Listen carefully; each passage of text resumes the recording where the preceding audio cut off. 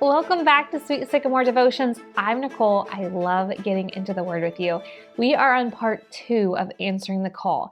And in part 1, we asked the question, what would make ordinary fishermen leave everything to follow Jesus who hadn't even done any miracles yet? In part 1, I gave you some reasons as to why that could have been, and I don't want to go over all those today. Feel free to go back and give that a watch or a listen. But any one of those reasons that we talked about could have been enough to make these young Jewish men leave everything and follow Jesus before he had even done a single miracle. Now we need to remember that traditional rabbis did not do miracles, and it was usually the goal of most Jewish men to be able to be chosen to follow a rabbi. But Jesus wasn't a traditional rabbi, was he? Not at all. He was the Son of God. And since he was the Son of God, we actually see that miracles followed very quickly after the disciples decided to follow him. In fact, right after Peter, Andrew, James, and John followed Jesus, I think it's in Matthew 4, it says that Jesus went all throughout Galilee and that he was healing people. Now we also have Mark 1 that sounds like right at the beginning that Jesus was casting out demons. In Luke, it almost sounds like Jesus had cast out some demons even before he calls the disciples. So we know that miracles were like on the cusp of Jesus calling his disciples, very close proximity.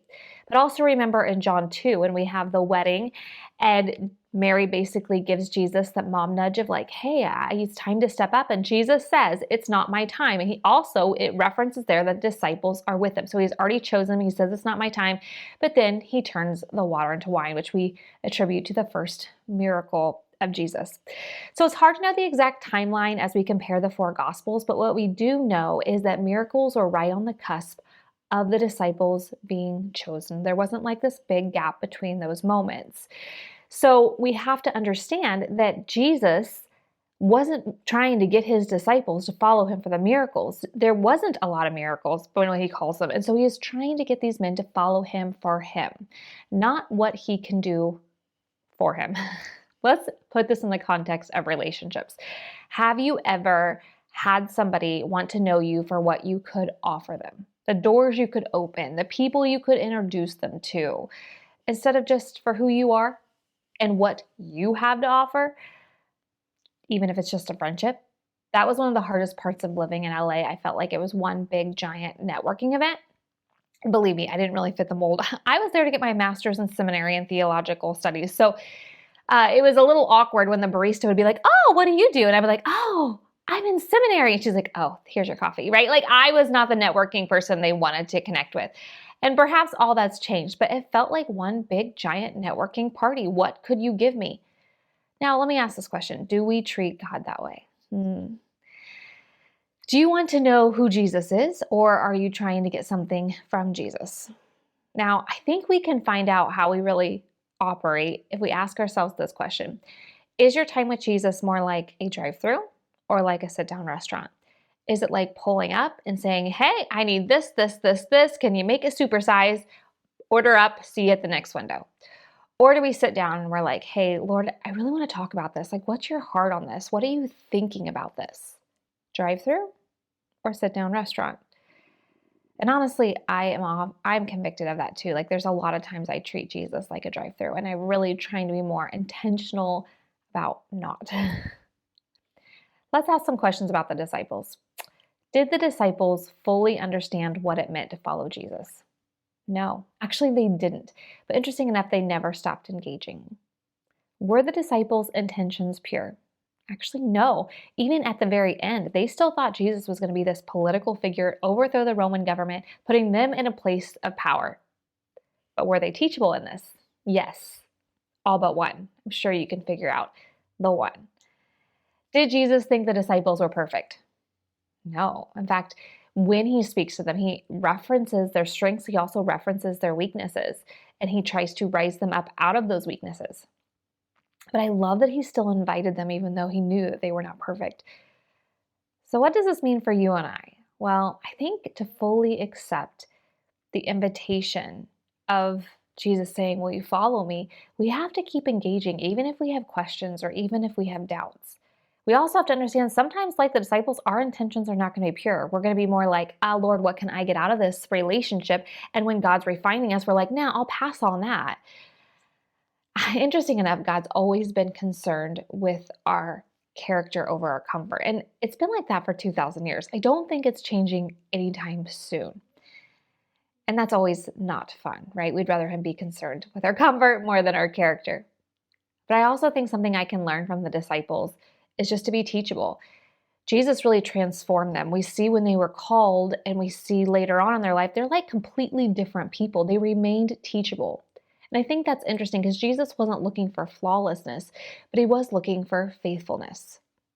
So let's rephrase the question we started with, which was, why would ordinary fishermen, tax collectors, zealots leave everything to follow a man from Nazareth before he had even done a single miracle? And let's change it to this.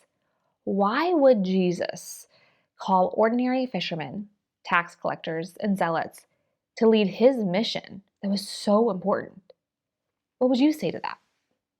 Perhaps maybe asking the question, why them? And maybe even why me, as he chooses us to be part of his mission here on earth. See, one thing I have figured out is that Jesus is not looking for effective workers. He's looking for the heart of his people.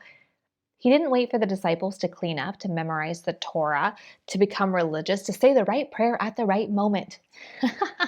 No, he just wanted what they had to offer, which at the time was just themselves. And sometimes that's all we have to offer too, and that's okay. He took them from the ordinary, and he really brought them into the extraordinary. And he does the same for you and I. I mean, he was the miraculous Son of God, yet he craved this, this intimacy with these men. He saw what they were capable of when perhaps all they saw was their inadequacies, and he really redefined their life.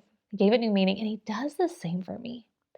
He took the calloused hands of a fisherman. He desired the spiritedness of the zealot or the precision of the tax collector, and he said, that's going to be perfect for my ministry. And he had something bigger in store for them than they even imagined. Let me ask you, have you answered the call? We always end with some questions, and I think this is a really important one for us just to make sure we've actually answered it. Have you answered the call when he says, come and follow me? And sometimes we can say yes, but still not take any steps to actually follow him. Have you actually answered the call and stepped out? I hope you can say yes. If you can't, and you're like, let's talk more about this. But I love to talk more about this with you. See, Jesus didn't wait to call them until they had their life perfect. But I also love that the disciples didn't wait to say yes until they felt like they had their life perfect either. They just said yes, even in their mess that they were. And that they grew together. Like the disciples grew with their faith as they walked with Jesus. And we do the same. They didn't follow him for the miracles. They followed him for him. As he didn't desire them to be perfect, their flawlessness, he just wanted their faithfulness. What if Jesus was walking ahead of you, just a couple steps, and he turns back and he says, hey, will you follow me? My question would be like, where are we going? What if I don't know the path? What if it leads towards something I've been really trying to avoid? See, the question shouldn't be where he's going, because wherever he's going with you. He's not sending you out ahead of him. He's going right beside you. The question is simply, will you go? The next question I think we can answer is, who is God shaping you to become? We just talked about how the disciples were something different from the beginning to the end.